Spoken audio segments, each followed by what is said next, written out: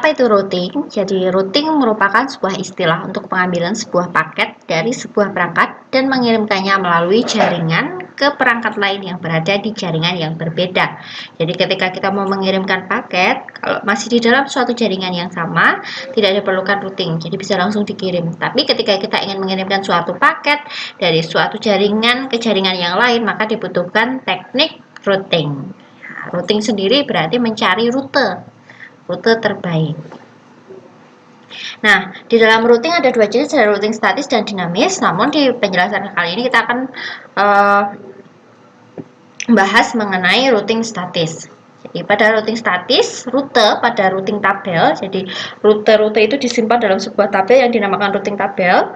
Itu kalau untuk routing statis ditambahkan secara manual.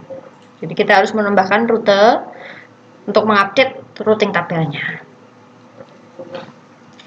Routing tabel sendiri, jadi untuk menambahkan rute baru pada routing tabel digunakan perintah IP route seperti berikut. IP route, kemudian spasi, destination network-nya, tujuannya, network tujuannya, kemudian maskingnya berapa, kemudian next hop address atau exit interface. Jadi ini kita bisa memilih salah satu, apakah next hop address-nya semacam default gateway dari jaringan tersebut, atau bisa juga menggunakan exit interface-nya. Dia keluar lewat interface apa, misalnya bus Ethernet 00 atau serial 00 dan seterusnya.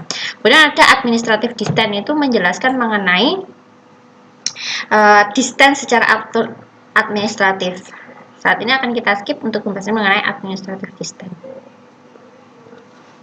Nah, analoginya sebagai berikut. Misalnya ada sebuah paket.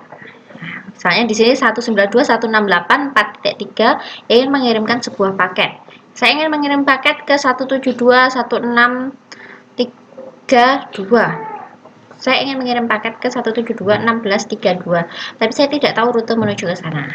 Apa yang harus dilakukan? Nah, ibaratnya seperti ketika kita akan mengirimkan paket ke saudara kita, misalnya katakan di Surabaya. Kita tidak perlu jauh-jauh datang ke Surabaya langsung, kita bisa menggunakan jasa ekspedisi. Nah, kita cukup datang ke jasa ekspedisi dan nanti dari jasa ekspedisi akan mengirimkan ke rekan kita di Surabaya.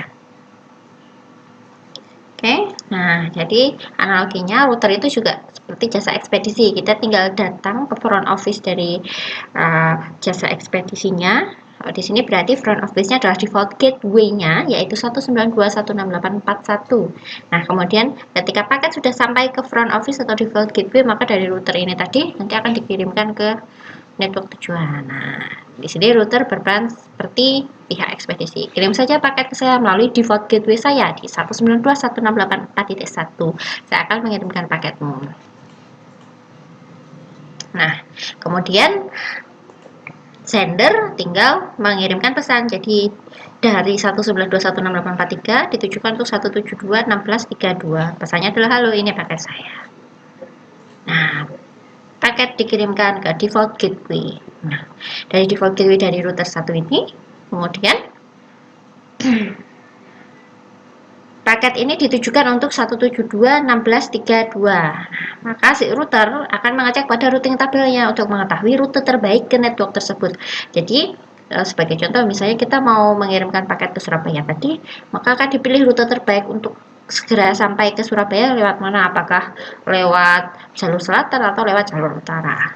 Itu router yang menentukan, sama seperti pihak ekspedisi. Kemudian dicek di tabelnya, routing tabelnya. Nah, dicek ternyata untuk tujuan 172.16.32 next hop-nya adalah 40.32.20.14. Jadi kita bisa melihat di sini next hop interface-nya 40.32.20.14. Atau bisa juga lewat interface ini atau bisa next hop di sini. Nah, ternyata sudah kelihatan, ternyata kalau misalnya mau ke Surabaya harus lewat jalur utara misalnya. Jadi nanti tinggal paket dikirimkan lewat jalur tersebut. Nah, kalau di sini kita lihat di routing tabel untuk tujuan 172.16.32 dikirimkan lewat 40.32.20.14. Oke, paket siap dikirim. Nah, ketika paket sudah dikirim, nanti di dalam router 2 ini juga akan dicek dia tujuannya kemana. Karena paket tujuannya dikirim ke 172.16.32, maka akan dikirimkan ke 172.16.32. Nah, paket sudah saya terima, akan dikirimkan ke 172 1632 melalui 171 1631. Oke, paket siap dikirim. Nah, akhirnya paket sampai ke receiver. Paket dari 192.168.43 telah saya terima. Nah, demikian adalah gambaran mengenai routing statis. Terima kasih.